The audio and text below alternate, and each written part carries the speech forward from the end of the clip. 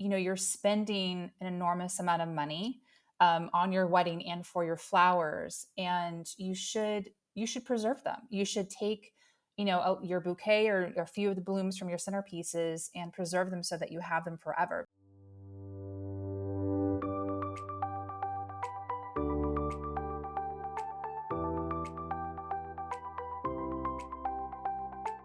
Welcome to the Plan Your Central Florida Wedding podcast. I'm your host, Amanda Schmidt, editor of Greater Orlando's top wedding publication, Orange Blossom Bride.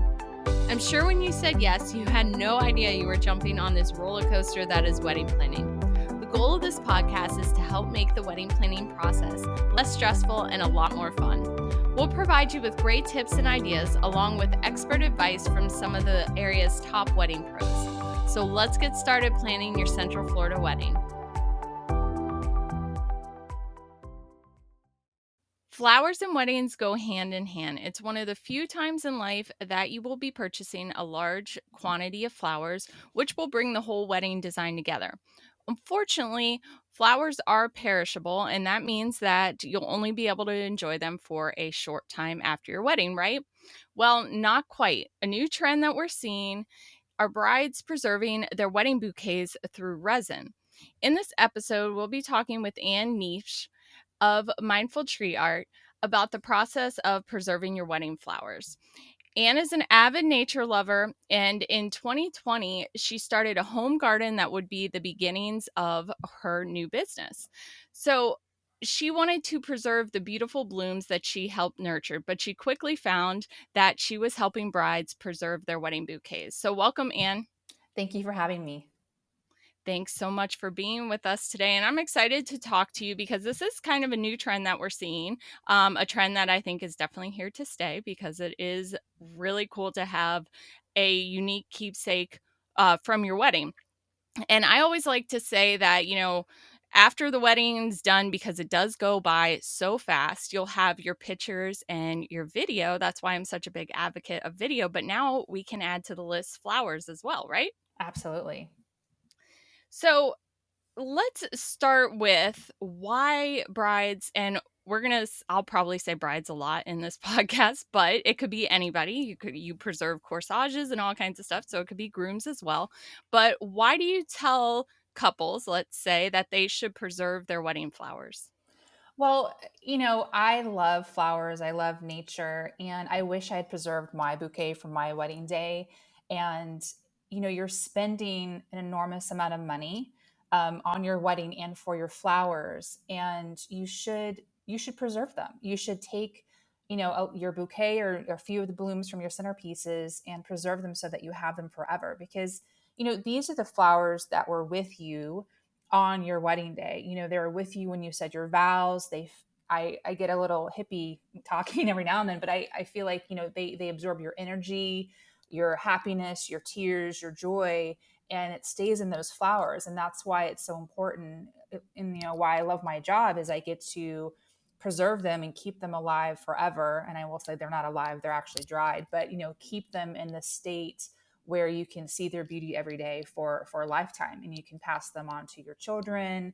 The children can pass on to their children. It's a generational keepsake. And I love that. I'm a big fan of things to pass on. My family, we're really big on traditions and all that kind of stuff. So it's a really nice keepsake. And we've seen in the past maybe things like shadow boxes, but this is definitely a better way to do that. Yes, and I'll say my mother, when she started learning about this and what I was doing, she said, in the 70s she would dry flowers with silica gel, and she would do that all the time.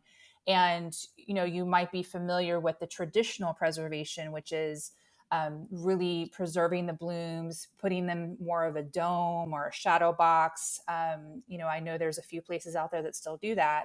But this is called modern bouquet preservation, where we use epoxy resin to essentially cast or encase the flowers into a large 8x8, 9x9, 10x10 type of block and mold.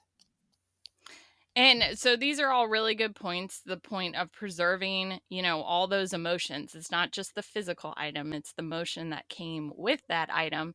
So, really great point. Let's move to the process, because I will say that I was quite surprised with the process when I went on your website. I did not know it was that extensive. So, side note, Anne has a beautiful new website to check out. And not only is it beautiful, it is extremely helpful because I don't think couples really understand from the point of view getting the flowers all that goes into it. It's not a quick turnaround per se because there's a lot of steps that go into it. And when I say it's a process, I don't necessarily mean for the couples to get it to you because once it's in your hands and it's in your hands and you do your magic. But let's talk about that whole process and how that works. Yep.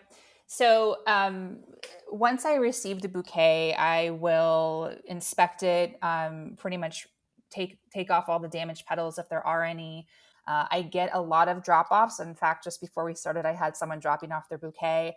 I get a lot of shipments. So people from California, Washington State, Texas ship me their bouquets the day after their wedding, and I have to go through and inspect each one. If it's an all white bouquet, sometimes those white blooms have a bit of browning. I have to trim the brown pieces away. And then I disassemble it. I cut each bloom off from the stem and I place it into a layer of silica gel, which is a drying agent, and I dry them. And pretty much for 1 to 2 days a week, all day long, I'm drying flowers because of the amount of bouquets I'm getting. And then after that, they sit and they dry for a couple months. But once they're done drying, I remove them from the silica gel. And then we move to the next stage, which is the design stage. And that's where, if you were to go onto my website, mindfultreeart.com, you would see that there's many different designs and layout options we can use um, to design the bouquet. I also, of course, upload all the pictures from all my previous preservations on my Instagram, and then I work with the couple, with the bride, with whoever wants to preserve their flowers on what their vision is. And once we approve the design and work together on that, then it goes into the next stage, which is the resin pour process or casting process. And that's where I'll redesign the layout and the mold of their choice. And we'll pour pretty much half-inch layers of resin over the course of a couple weeks, which will then encase all the flowers. And then once that's done, it has to sit and cure and it has to harden. And that takes typically, I like to let it harden for about 7 days. And then once that's complete, we go through a finishing stage where I inspect everything. I make sure that there's no rough edges. I make sure everything's polished and I package it all up. And then I send a final email that says, hey, it's ready to ship. And then we ship it. And then you receive your preservation collection.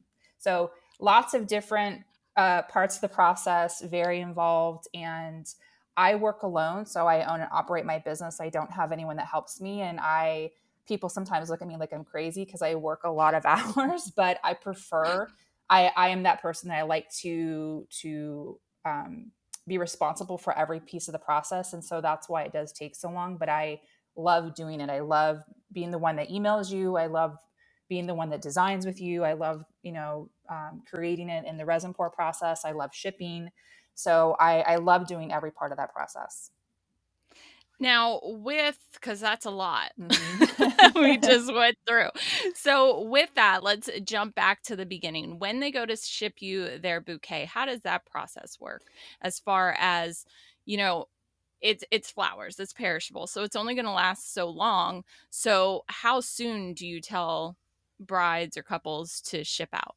Yeah, and I think this is the most one of the most stressful parts of the process that at least I've encountered with brides and couples. So number one, there are a lot of couples that pre-book ahead of time, and we'll probably go into that timeline discussion. But I Mhm. also get a lot of couples that do not book, and so they're calling me the day or two after their wedding, and they're wanting to preserve their flowers, and the flowers are only good for a few days after the wedding. They don't last a long time, especially because the flowers are not in water. They're you're holding them on your wedding day for 12 to 14 hours without them being hydrated, so they're already kind of going through some stress of that day. So it's imperative to pre-book preservation. When you know your wedding date, book your preservation date at that time, and then I send very, very detailed either drop off or shipping instructions, so that if you're out of state, you know exactly how to wrap and ship your bouquet. I give you my preferred carrier that you should ship with. Right now, I just got about 4 boxes from UPS. They love me. They're here every week. And Or if you're in Central Florida, I have a lot of people that come in and drop off the day after their wedding, and that's when I prefer to receive them. That's when they're the freshest, and that's when they preserve the best. Is if you get married on a Friday, Saturday, Sunday, get the flowers to me the following Monday or Tuesday, and that's what works best. And as far as for that goes and the shipping and all that, and you had mentioned about booking. So they're going to be shipping as soon after their wedding as they can so that you can get the best results with what you create. But when it comes to booking, that's extremely important too, because like you said, if you couple or a week before your wedding decide, oh, I want this, that's probably going to be could be hard to get. I won't say it, it can't, but I'm just saying it's probably going to be hard. Yeah, and I'll say, preservationists are just like a florist or a venue. And I don't. Please don't fact check me here, but the last stats I read, there are between 3 and 4 million weddings a year. I know there's probably between 100 and 200 preservations in the United States. I know there's about two or three of us in Florida, and there's only so many bouquets that we can take a weekend. There's only so much, so many supplies and space that I have available, which is why we encourage you and I encourage you to always understand that, one, understand the preservation process, but two, pre-book when you know your date. Book ahead so that you have all the information. You're not stressed out the day after trying to find someone to preserve the flowers. We know that March, April, and September, October are the busiest months. So if you have a wedding in those dates, book now. Do your Hmm. research now, just like you would with any vendor. Go in and find that, because be, weddings, there's a lot of weddings this year, next year, and I hate to say no to anyone. I hate that. It breaks my heart, but I am also only human and can only take a certain amount of bookings every weekend. Right. So, yep. And I mean, if you don't know yet and you've already had your date, we've talked before and you had mentioned just book it with your florist. I think that's a good way to remember it. So if you're booking your florist, book your preservationist too. I'll get it right. Yep. So, when we're talking about that process and you're booking with your florist and you know you want your bouquet preserved, there are certain flowers that preserve better than others. Is that correct? That is correct. Yes. And that's why I mentioned, understanding the preservation process, because uh, I I I make sure that there's full transparency in the relationship that I have with any couple. And if they already know the types of flowers that they're having, and I'll have a disclaimer here that we've been through this year a crazy flower shortage. Florists, it's been very hard to get certain types of flowers. Sometimes they can't Mhm. guarantee flower types. So there's a lot of times where couples do not even know the types of flowers they're getting until the week before. So there's not a lot of Right. control that goes into that.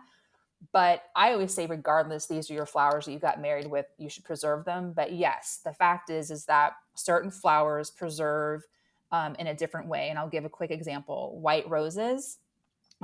Roses are very hardy, but white roses will turn kind of a light to medium shade of ivory, and I have a lot of those examples on my site and Instagram. Red roses are beautiful; they will dry and preserve a dark, dark red. Mhm. There are certain colors. Pinks usually stay the same, but I'll say like orchids and lilies, they dry. Their petals are super, super thin and fragile, and sometimes their petals turn translucent when the resin is Mhm. poured on them. So it's just something to know as you go into, when you think about the types of bouquets that you want to get, or the flower types. I have a lot of couples that ask me, what should I get in my bouquet, and I will absolutely give my recommendation.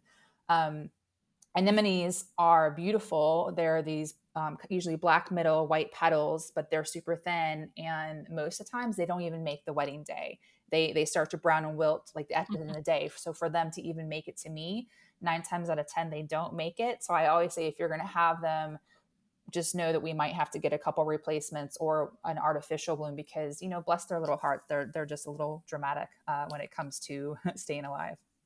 Yeah. And that's a good point. So, I would like to say that I know weddings are expensive. I mean, they are what they are, right? It's Right. couples aren't used to spending that big chunk of money, so it can be shocking and a lot of times couples try to take a DIY route. And I hope by talking to Anne, you are rethinking that if you thought about doing DIYing your floral preservation, because as Anne's been saying, it is quite the process. And Anne, I mean, you've done so many bouquets now. It's crazy. And if you want to kind of get an idea of what Anne has done, you can go to her Instagram and you pretty much have your whole gallery there of everything you've done. Gorgeous. Love it. Big fan. Thank you. And it gives you an idea that Anne has worked with so many types of flowers. So you are setting that expectation ahead of time, which I love.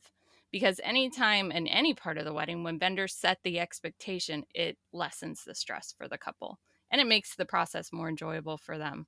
So that's Absolutely. wonderful. And you definitely want to use an expert on this. This isn't something Anne's got all the supplies, she's got everything, she's invested in all of it. So it's a lot. It's a big process, but definitely worth it.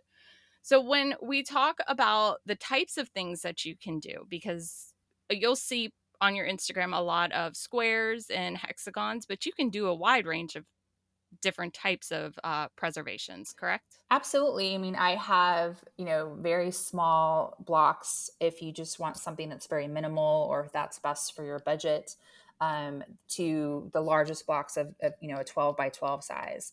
And then Hmm. I offer a ton of add on options. I call them add on or add on accessories. And those are things like round tea lights to paperweights to bookmarks to spheres to ring holders, jewelry dishes, all of the above. So, there's always options. I offer letters, if a lot of times you want to get the letter of your new married name. And so I offer letters and, every letter is available, of course. So yeah, there's always tons of options, tons of different sizes. I work with the best mold makers. And going back to your point about DIY, I could buy molds off of Amazon that are flimsy and don't do well, but I choose to buy the best molds. And the mold makers that we use are phenomenal. And they make so many different varieties and options that I'm always adding to my collection. Always. Hmm. Like every month or two, I'm releasing something new. If a lot of times I get asked, can I do a certain thing? And most of the time I don't do customized, but if it's something like adding a picture into a block or adding pearls or a string of pearls or a necklace or a charm into a block, we can absolutely do that. And a lot of times I get asked to do different things, or if there's certain sizes available, I'm always willing to work with you. And if it is available, I can certainly get it and we can certainly use it for the preservation. And it's the keepsakes that you just mentioned. So, like the pearls, the pictures, and all that, they would just ship that with their bouquet, correct? Yep. Or can you get that later? Yeah, and because my timeline is several months, obviously, pictures are not available on the day after your wedding. We know that everyone wants the pictures, and I also relate with photographers right now. There's been so many weddings, and they're having to go through the editing Hmm. process. So it might be several months until you get the pictures, but normally that timeline matches up for when we do design based upon my timeline. Okay. And I get emailed the pictures. I print them here locally, and then I put them into the design on the layout option so they can see the different options for what the pictures would look like. And that's how we include them. We can include pictures. I wait for them. I can get them printed at any time and include them in a design layout. So sometimes couples just trust me to do what I need to do. Other couples want to work very closely in the process. But to answer your question, yes, we can include mostly anything: pictures, pearls, ribbons. One bride had me include shark's teeth; those were very important to her. So all of the above.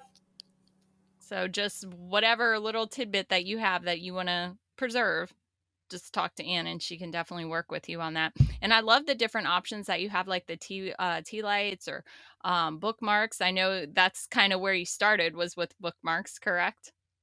That's correct. That's how it all began. But those are nice little keepsakes to give to like your mother or your mother-in-law so they can have a little tidbit of the wedding as well. Absolutely. And, it's funny, more than not, people are reading on their Kindles or on their phone, but the bookmarks are so popular to give to cousins and friends or keep because they're just they're not used much anymore. And I love pressing the flowers, and having the tassels that match with them. And I show tons of these pictures on my site and Instagram handle, but they're super great gifts to give to your mother, to your aunt, to anyone that loves to read. Yeah. And hopefully physical books never go away, because there's something about holding a book that a Kindle can't give you. Exactly. So we've gone over a ton, and couples can definitely check out your website for more information on everything. Can you let them know again what your website is and how they can contact you? Absolutely. So my website is mindfultreeart.com, or my Instagram is mindfultreeart, or you can email me at mindfultreeart@gmail.com. And I typically respond within the business day, but send me an email, send me an inquiry, and I'll get back to you as soon as possible. Wonderful. Well, thank you, Anne, for joining us. Thank you, Amanda. Thank you so much for listening to this episode of the Plan Your Central Florida Wedding Podcast. For more Orlando wedding inspiration and tips, head on over to orangeblosombride.com. And if you're looking for amazing wedding pros to help bring your wedding day together, make sure to check out our wedding vendor directory. Until next time, happy planning.